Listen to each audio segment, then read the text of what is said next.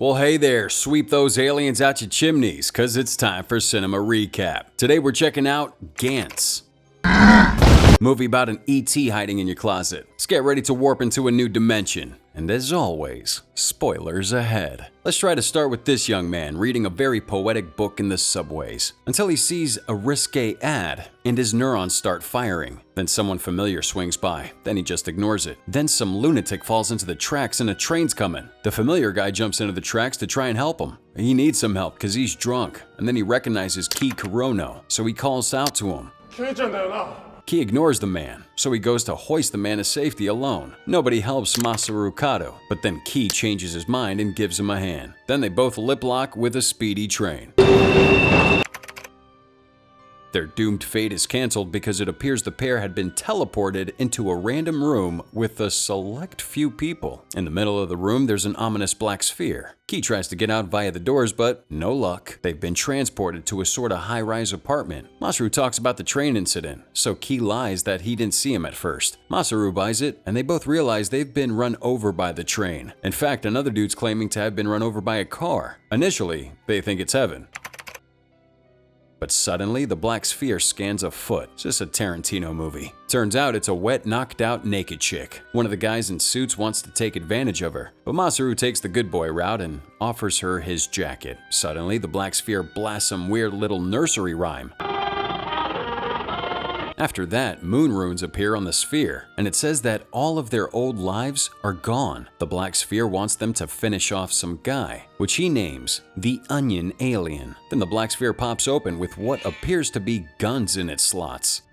Awesome. One of the guys sees a man sleeping in the black sphere, and they try to poke him, but he doesn't respond. He's warm and breathing, however, so he's alive. And Key looks at the back of the sphere and finds a briefcase with his name on it. The rest of the people get their briefcases, and in them is a black rubber suit. Masaru finds out through the briefcases that the girl's name is Kei Kishimoto, and she's still weirded out if she's in the afterlife or not. Regardless, she goes ahead and changes into that dark bathroom down the hall. One of the dudes remembered what happened before they were here. Essentially, he was also hit by a car, and one of them thinks they're hallucinating from sedation, and that it's all a shared fever dream for an experiment. I'll buy it. Kishimoto comes back wearing the suit.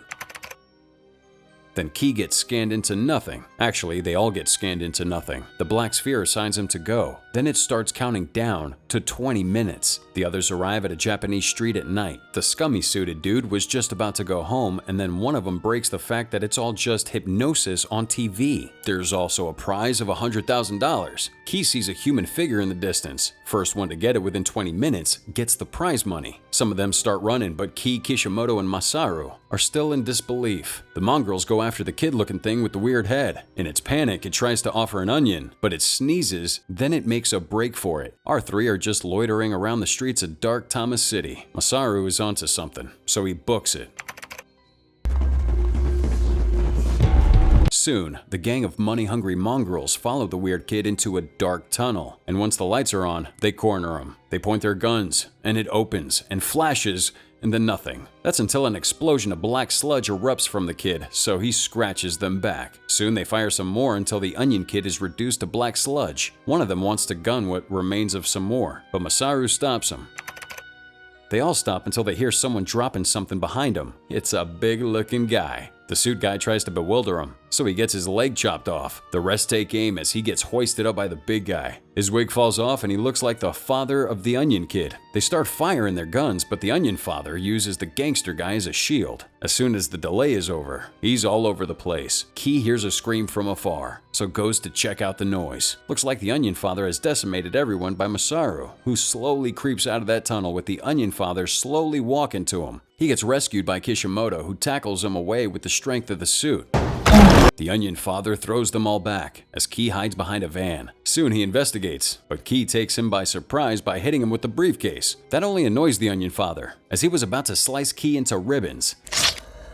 A neon net shoots and restrains the Onion Father. This was shot by the weird producer's kid who was cloaked from the walls. He He walks over to Ki and gives him a chance to shoot his head off. He's a bit shaken and hesitant. It takes a while before he lowers the gun and decides not to fire. The other dude says he won't survive the next round as he fires the gun to the Onion Father. The delay is set and the Onion Father is reduced to the Sludge Father. They all get scanned back into the room with the black sphere in it. Of course, Ki realizes it's not TV. One of the old men is actually scanned back to safety. The timer ends on Gantz and it's score time. 0 for Kishimoto because she's well endowed. 0 for Masaru because he's a wuss. 0 for the old man Suzuki for being too invisible. 0 for Ki for staring at Kishimoto too much. And 5 points for Jichiro Nishi. Nishi says they just got all missions evaluated by Gantz, and that their mission is to eradicate aliens. Those who didn't survive, put them in the Hall of Shame. Masaru doesn't take too kindly to how Nishi doesn't take this seriously, but soon Nishi overpowers him. Ki holds Nishi at gunpoint and he wants to know what's going on. Nishi declines, then Gantz flashes a blinding beam of light. Ki awakens back in the room and suspects maybe it's a dream. He finds himself back in the subway, then sees an incident report that some passengers were run over by a train. Ki then arrives at a job interview. One of the interviewers asks him a question, but he seems to be airheaded over what happened to him. At his class, he spaces out, then overhears some kids berating him since he's basically worthless. The class ends, and the girl, Tei Kojima, tries to cheer Ki up. あまり気にしないでください. But he just leaves her be. At home, Ki looks at his elementary yearbook to look for Masaru and remembers some memories from him. His dad comes home and, to his disappointment, Ki still hasn't found a job yet. Later, Ki goes to Tama City to try and retrace his steps from Gantz's game that took place there. Ironically, it wasn't a dream, because the damages that happened during the Onion Father fight were still there. Then he encounters Kishimoto, and she still has her suit since she was wearing it when she woke up from the Gantz game. Kishimoto's asking for a favor if she could stay over. Ki allows and is bewildered all at the same time. Ki frolics at the fact that there's a girl in his room. Kishimoto still has Masaru's coat, and she wants to return it, but his diary falls out of it. Ki checks it to see if it has his address, but it only has a parole letter in it. Masaru Kado seems to have a dark past behind him, but Kishimoto defends him, despite only knowing him for so little. They go to bed, but Ki snoops around Kato's diary some more. Soon, a nightmare of the Onion Kid getting blasted, and this nightmare is from Kato's mind. He wakes up to wash his face, and his little brother, Ayumu, is worried about him, but he says he's fine. That's until it's time for round 2. Kato, Ki, Nishi, Suzuki, Kishimoto, along with some newcomers and a crying child, all find themselves in the Gantz apartment again. The morning announcement comes and Gantz begins its usual announcement as well. This time they're all hunting down a Tanaka alien, and the armory's open. Nishi informs everyone since they're scanned. Gantz knows everything about them and summons them whenever a new alien is ordered to be hunted down. Kato says why didn't Nishi tell about Gantz before? Then Ki deduces that he's doing it to set up newbies as bait. Kato gets furious and wants to know more insider info, but Nishi just tells him to use his brain. He gets scanned away to the game, and they hurriedly distribute and put on the suits. Timer for this round, 15 minutes.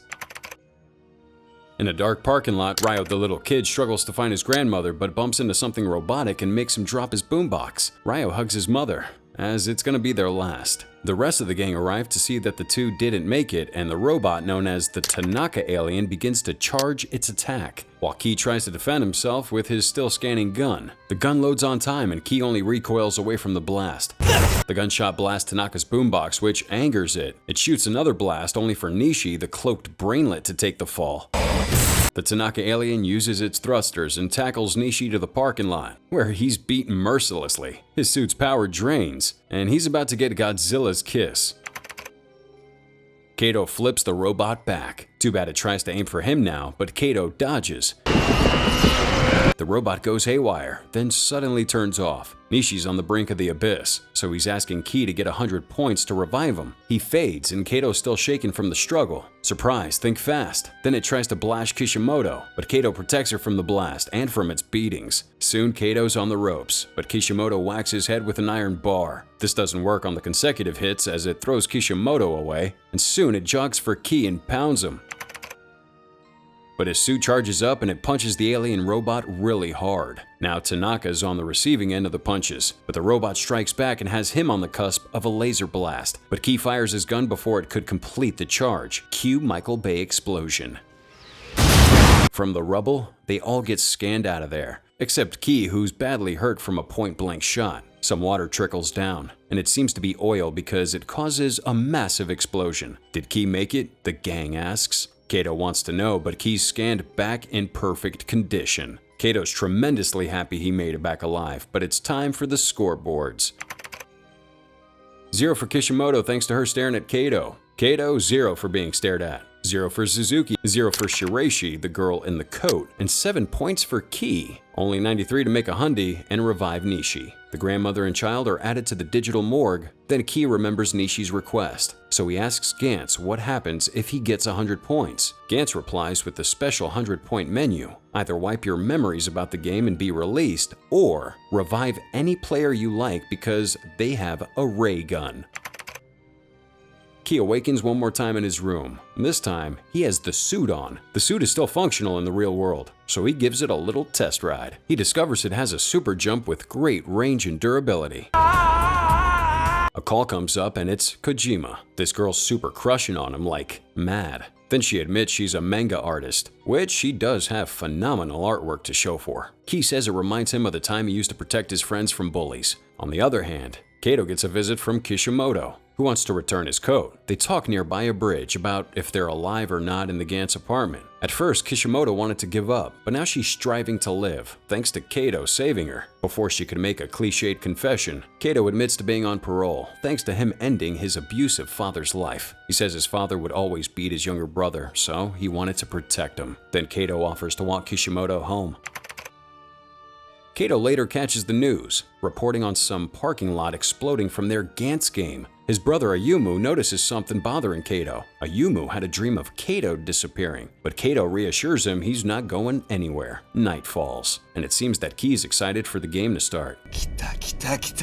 While Kato bids farewell to his brother in his sleep, they're all invited again, along with some egg-headed newbies. Kato tries to lead him, but the preacher's too religious and arrogant, so he's naturally an egghead. Ki tells him to leave the newbies, but Kato doesn't want more lives to end. The two friends get into a heated argument, so Ki drops the juvie ball. Before they could throw hands, the third game starts with a timer of 15 minutes, and they're all teleported to Ueno Park. They all slowly approach the large statue outside, looking like it's their target. Kato tries to rally and lead him, but the hippie suddenly fires around. Part of the building explodes and the giant statue begins to move and chase the players. Ki seems to be the only one keeping a distance. As he takes a stand against the creature, he dodges the first blow, but it goes after the others. Soon, idiot preacher hides in a temple of Buddha. In there, he's praying for his life as if he was rapping like Eminem. Then he's faced with one of the Buddha statues. Outside, they all begin to take aim as Ki runs around to confuse the statue, but it dodges his shot and sends all of them off with a ground pound. Shiraishi hides in the same prayer room as the preacher, then Ki manages to shoot the statue's leg. Much to the dismay of the hippie, he aims and fires. The statue's totaled, and it's raining parts all around. Kato comes to scold him for the loss of the hippie due to his erratic Sigma male actions, but he blames Kato for not evacuating him properly. The timer ends on Gantz, but it resets to 20 minutes as Shiraishi comes out and passes out. Ki thinks there's another enemy, so he, Kato, and Kishimoto investigate the prayer room. Inside is what's left of the preacher, thank God, and surprise, it's the 1,000-armed Buddha. It swipes at Ki with a hail of swipes, so he's unable to fight. Kato volunteers to fight it since Kato remembers that all this time before, he's been saving Kato's hide from bullets. So, it's his turn. Kato goes in armed, but the Buddha has disappeared from the position they originally saw it in. Kato scans the room as he stays frosty, but then it's right behind him. It misses a few strikes as Kato prepares for battle. It talks. It said that they were the ones who fired the first shot and ended its alien friends, so it's going to avenge him. Suddenly, it dashes away from Kishimoto's line of fire. She tells Kato to run, but it throws Kishimoto away. As she was about to take aim, her gun appeared to be offline. They're all in a bad spot. But Kato stands up and activates his katana. He's throwing blades and swipes at the Buddha statue, but it's too strong and throws him off. Before the final blow is struck, Kishimoto sacrifices herself to absorb the blows and save Kato. The Buddha statue gives the 2 times to grieve and to have an almost goodbye kiss, so Kato's left in tears. So Kato faces the statue, but in his weak state, he gets easily defeated. Ki crawls to his side, and then the statue vows to destroy everything to avenge its comrades. Ki gets up, power-ups his suit, and launches a powerful sword strike as the statue catches it and retaliates. Ki sees a discarded gun, so he runs for it and fires on the statue. It blocks the shot with its swords, but the swords burst. That's when the statue throws a smaller Buddha statue to the ground, only for it to grow into kaiju size. Ki reunites with the others and the giant statue starts its rampage. Kato throws him one more gun, then Ki jumps in its mouth. Moral of the story, chew your food, cause Ki blows its brains out with a gun. The game is over. And Ki and the others get transported back. It's score time. And Ki has a total of 20 points. Once the casualties were shown, Kato didn't make it. Guess he's gonna revive Kato instead of Nishi now, huh? Ki tearfully vows to keep on fighting so that he could revive him.